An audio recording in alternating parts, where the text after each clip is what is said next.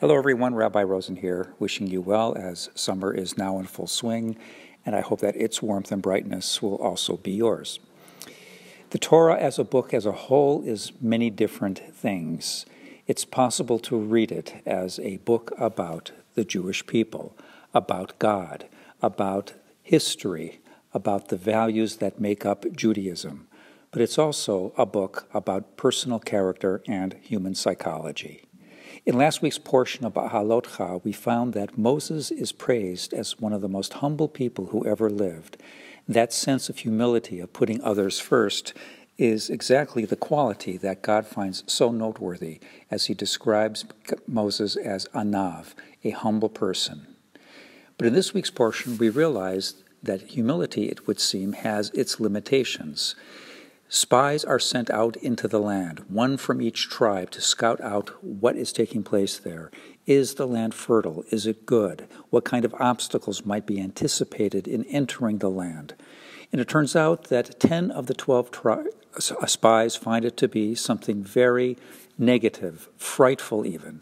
They believe that although the land is fertile, the obstacles, the giants in the land as they see them, are so great that they'll never be able to conquer that area at all. And they say something very telling. They say, and this is the quote, that we were like grasshoppers in our own eyes, and so we must have appeared to them. They saw themselves as puny and insignificant, and so they projected onto the inhabitants of the land that indeed they were also being seen in that way. This clearly is something that the Torah condemns, because the fear of the spies that saw only negativity is something that demoralizes the camp and contributes to the people's inability to move forward. So on one hand, we have the attribute, the quality of humility being praised, and here it would seem we're told how dangerous it is to have a lack of self-esteem in this world. Never should we see ourselves as mere grasshoppers. So which way is it? The reality is there's a golden mean to be seen here. We are told very often how important it is not simply to think less of ourselves, and really not to do that at all, but just to think of ourselves a little bit less, to put the needs of others first when we can, their concerns. But at the same time, we should never, ever think of ourselves as being insignificant in this world. There is greatness within each of us. And as we navigate our lives, whether we are leaders or members of a family, parents or siblings or children, there's always this very difficult challenge.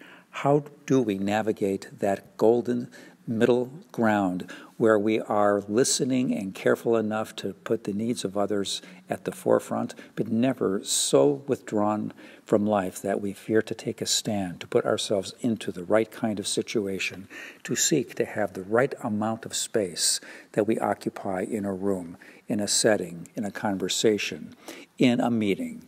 That middle ground is something that makes for true humility in this world, which is not humiliation, but rather a sense of knowing just how much space to occupy in order to be the kind of people we might be. We're never grasshoppers. We are people who are striving to be what we're capable of being and finding the exact right way of doing just that. I hope all is well with you, and I hope all of us will have success this week in walking down that middle ground in the road of life, wherever we might find ourselves. Shabbat Shalom.